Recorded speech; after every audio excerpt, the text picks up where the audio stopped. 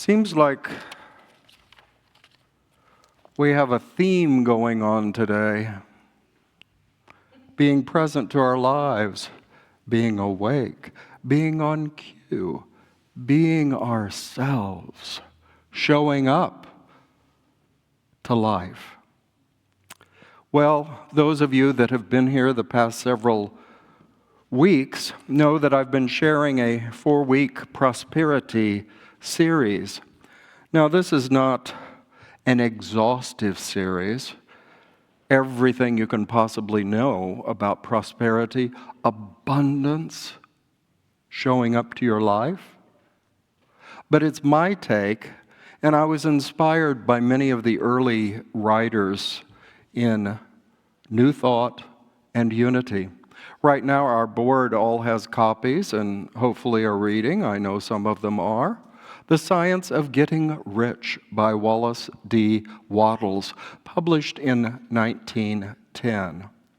It's very harmonious with Unity's teachings of prosperity or abundance. It's not.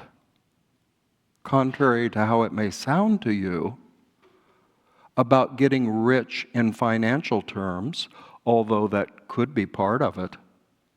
But it's more being rich by not being late for your life, by living fully, or as our daily word says today, generously. Living generously in life. So I did not offer this month as a time to learn certain principles, certain ideas that you all have to act in the same way. Instead, I intended it as a viewpoint, an invitation to consider thoughts. That's what we do in Unity.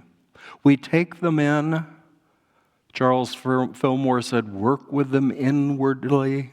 See if they produce fruit in your outer life, in your abundance.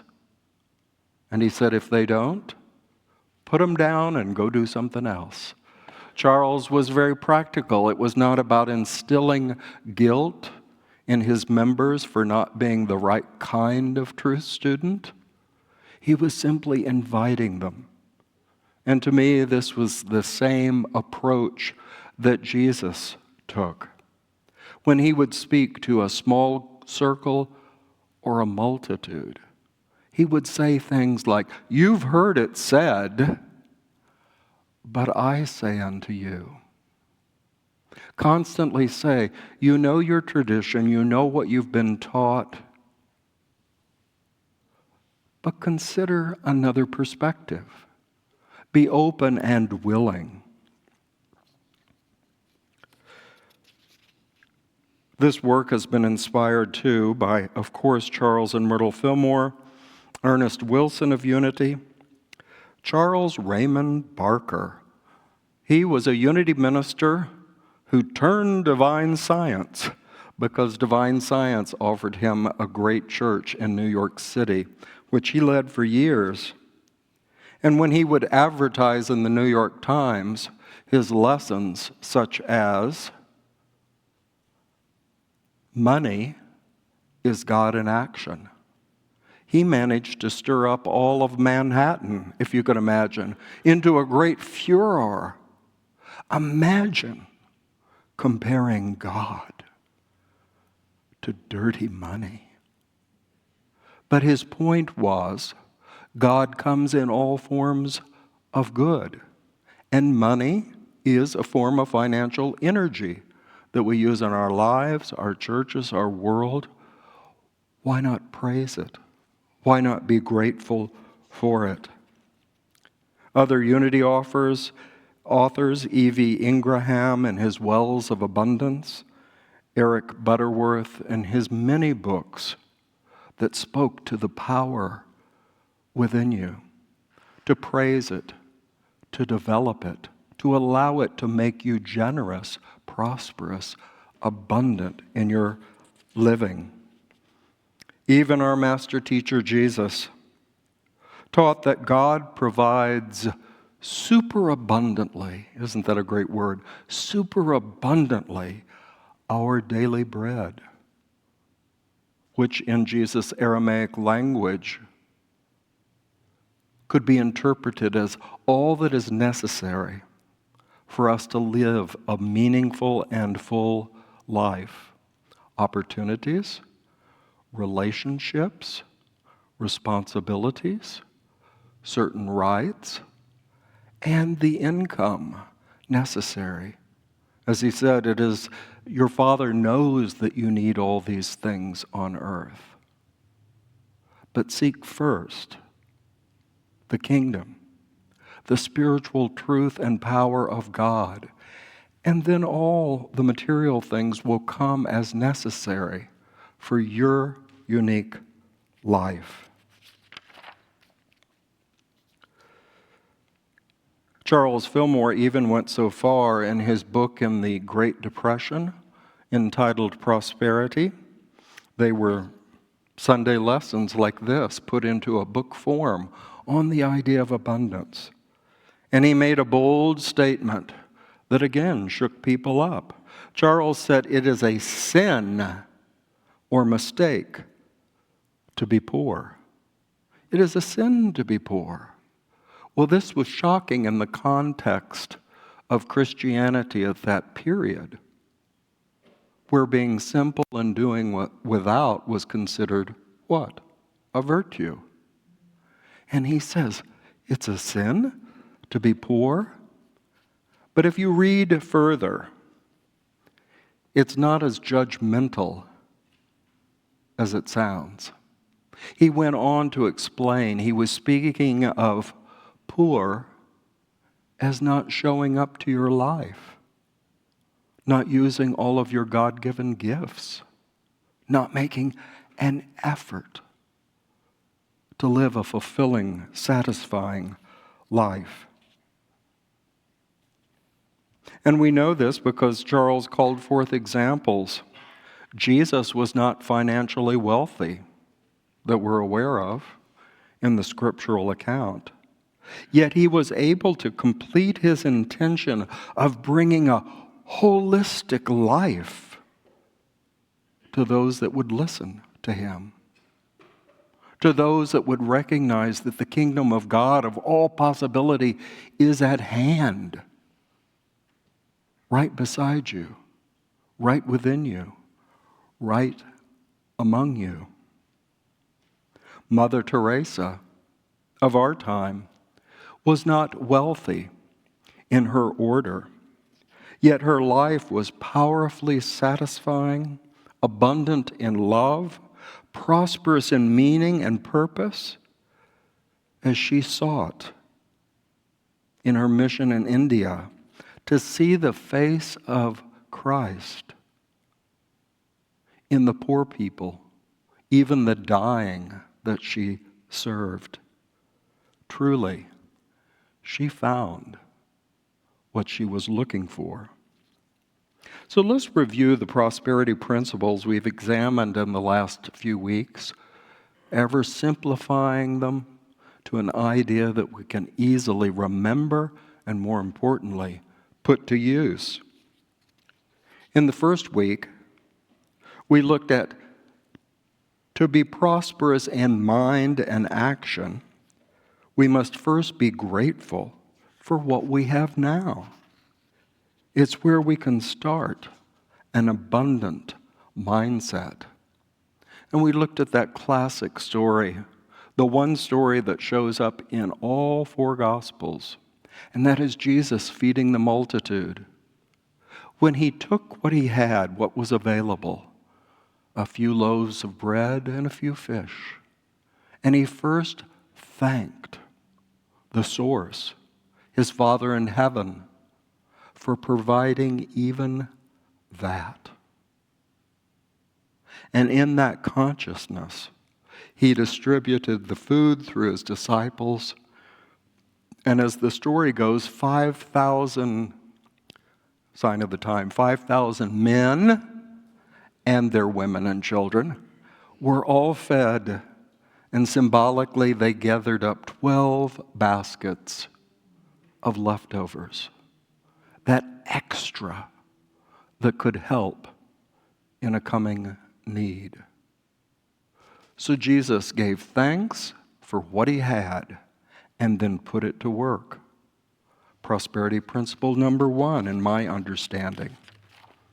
2, to be prosperous in mind and action, we are grateful for the obvious blessings in our life, and we appreciate all of our assets, all of our experiences. Whatever the challenge may be, we can learn from it. We can grow from it. We can make every experience, even the unpleasant ones, an asset because we see the good in it, the God in it, what can be learned. I spent the last week at Unity Village, Missouri for the annual June Unity Conference, and quite a large group there. And I was reflecting as I walked through the education building where I was trained to be a minister and taking in all the changes and shifts and things I recognized and didn't recognize. And I remember one of my instructors had the habit when he was on the highway or out on the road and he saw an accident, rather than dwelling on the tragedy, he would affirm, God is already there. God is already there. The possibility for people to step into compassion, to aid the injured, to lift up those who struggle, that power of God is already there. It's already to be used and appropriated by us. So we can, to use an odd phrase, appreciate the difficulties in our life. Because if we approach them in the right way, we can learn, we can grow, we can evolve in our capacities. I told you also at that time, the great minister of New York City preceding Eric Butterworth was Georgiana Tree West, a very proper British woman by upbringing. But yet she could call the truth out. And she said, Holly, if you're going through hell, make it pay. If you're going through hell, make it pay. Profit by the experience. Grow through the experience. And it will transform everything. Last week, I challenged you with an affirmation from Unity Magazine, November of 1935, with this over-the-top affirmation. The opulence of God in Christ enriches my mind and radiates its splendor into all of my affairs. Let's break it down. The opulence, the Latin word opulentia, wealth, richness, all possibility. God is that kingdom of possibility that Jesus spoke of constantly, that's right here, right available to all of us, if we will just see.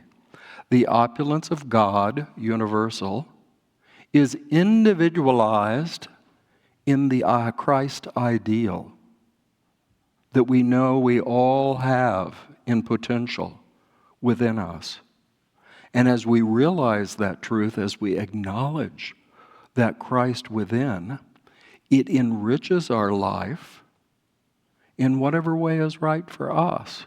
There's that tricky word again, rich.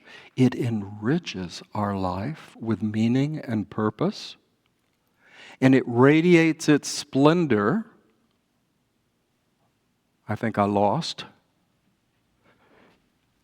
It radiates its splendor into all of our affairs. It makes everything possible on our unique path. And now we come to our concluding statement. I gave it to you in my lesson title. You live the future now. That is, you sow the seeds today for your future life. You live the future now. That is, you sow the seeds today for your future life. Now that's a tricky one because many of you, like me, have studied such books as Eckhart Tolle's The Power of Now. Is that better? Audio. Is that better? Okay. I need directions from the back. Eckhart Tolle's Book of Now tries to keep us focused in the now moment. And this is true. Now is the only time that we can take action, that we can express feeling, that we can grasp a thought, is in the now moment. But this idea of living our future now is not about sitting here in this divine hour we share and thinking about what I must do Tuesday and becoming anxious and occupied with everything I need to get done Tuesday. No, to live the future now is to realize that I'm constantly planting seeds in this moment that are going to bear fruit in the future. Do you get the subtle difference? To realize what you are doing today is going to germinate and bring a harvest in your tomorrow. The version of the Bible in Latin, the Latin Vulgate, written in the early centuries, translating from Greek and Aramaic into Latin, gave us this amazing phrase in Jesus' Master Prayer. In Latin, it is written, "You give us superabundantly today tomorrow's bread." Do you hear that? You give us superabundantly today tomorrow's bread. Well, what must that be? It is the idea or capacity we have today to create our future. If you noticed on your bulletin cover this morning, I quoted Rudolf Steiner that he simply made a statement that we are, using old language, we are slaves to the past and masters of our future. In other words, the past is done. We can, of course, rethink it, but it's events that have already happened.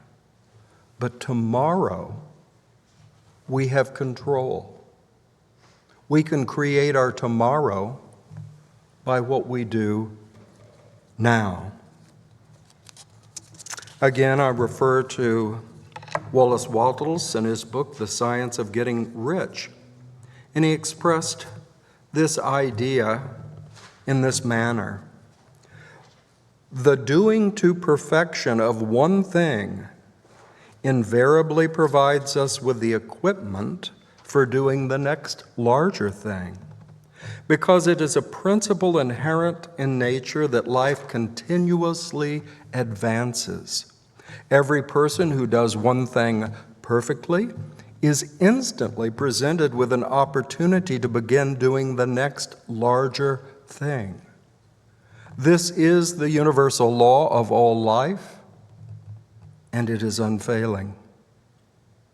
It reminded me of a friend I used to work with for many years at Unity Temple in Kansas City, and she knew thousands, well, maybe hundreds of gospel songs. And she used to teach me that wonderful chorus that's a great affirmation. Oh, don't turn around. God's never failed us yet. That idea that we can trust life, that it gives us the opportunity to create our future. Or One of the quotations I appreciate very much from Thoreau is, "Go confidently in the direction of your dreams. Live the life that you have imagined." Live the life that you imagined. So what you imagine today can become your life in the future. Charles Fillmore said of all the people he spiritually counseled, and in Unity's early days, Charles and Myrtle counseled many people. The historical archives say Charles would see 40 people a day for spiritual counseling and to teach them the way of affirmative prayer. And Mrs. Fillmore would see more. I thought that's interesting. Charles saw 40, Mrs. Fillmore saw more than that. She loved to work with people individually. But Charles said everybody that he counseled was seeking, like Wallace Wattles said in his book, an increase in life, in something. They wanted more harmonious relationships. They wanted greater good in their life, greater opportunities, greater sense of direction, greater health, greater lots of things. So Charles said in the final analysis, he realized they all wanted the same thing. They wanted a greater awareness of God active in their life. That may sound like a religious phrase, but as Charles said, get behind the idea. They all wanted this sense of God, of good, of the source of all, active, present in their life, their affairs, their world. And for some, that was seeking more financial substance. For others, it was greater work opportunities. For others, it was wonderful friendships and relationships. Good comes in many forms. And what is appropriate for your life may be different from mine. But it's all this idea of expansion. Jesus spoke to his listeners a phrase that I'm going to twist, but appropriately, I hope. In the Gospel of Luke, it is recorded that Jesus said, "If you are faithful in small-scale matters, you'll be faithful with far bigger responsibilities. If you're honest in small responsibilities, you'll be no different in bigger things." Well, I want to shift it toward time and paraphrase it this way. If you can't even handle a small thing, how are you going to handle the big things? So start with today. Handle this moment, and tomorrow will present you with greater opportunities. But start now. Well, spirit is always helpful. I often reflect to my friends who write and prepare our Daily Word magazine every month, the good work that they do to give me a word, a thought to reflect on that can shift my whole view for the day. Like the word today, generous. What does it mean for me to be generous? A powerful word. Well, the daily word reminds us, and spirit helps us in every situation. And what I mean, as I was preparing this lesson, a great historian of our church brought this to my attention. So get this. This is a prosperity exercise that hits close to home because it's about this family, this community. June 23rd. That's today, isn't it, Holly? June 23rd, 33 years ago, this congregation, standing on open ground, met just out there by the peace pole.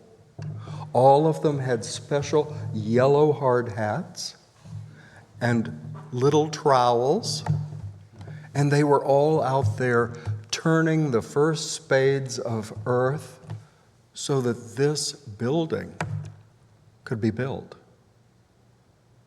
So we are sitting this morning here, gathered comfortably, with air conditioning, with music, with whatever I'm saying, with food downstairs, all these things that we enjoy because 33 years ago, on June 23rd, a group of dedicated people outside turned the earth over and said, "We shall build." And they did it. Can you see how they took an action in what was today for them, their present moment? They took an action, pledged to continue it and to support it. And here we bear the fruit of it 33 years later. Was anybody here on June 23rd, 1991? Oh, Lindy was. I see a hand. Anybody? Oh, Don was. Russell was. Yvette. John, were you, or was Yvette by herself? Look at that. That sells my point better than any biblical verse or any unity teaching, was what our own community did. They went out there, dug a little earth, and said, "Here will be our new home." And $1 million later, this structure was built. You've all been doing good things lately because you've helped us in the past few months or year or so to repaint all of this, recarpet all of this, repair, and do so much work to honor that inheritance that we were given, our Unity South home. So I invite you to reflect on that as you remember these prosperity lessons. What we're doing this moment will shape our tomorrow. And for me, I guess to sum it up, it means think, like we started this service. Awake. Be proud in what you are capable of, what we are capable of. As God's creation, we make a difference. We can take action today and have a tomorrow that we dream of, that we desire, that we yearn. It starts now. I reflected, what if it had been one of these rainy days on June 23rd, 1991, and nobody had showed up? It's possible that this home wouldn't even exist.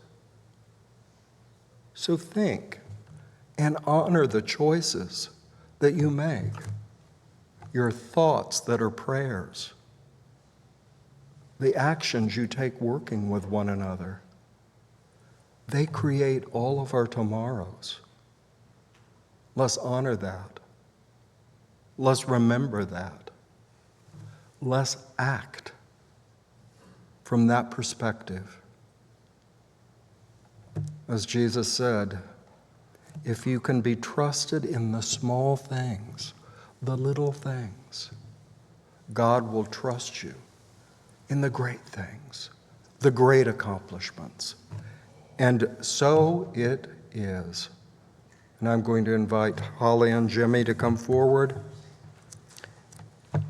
and lead us again in music.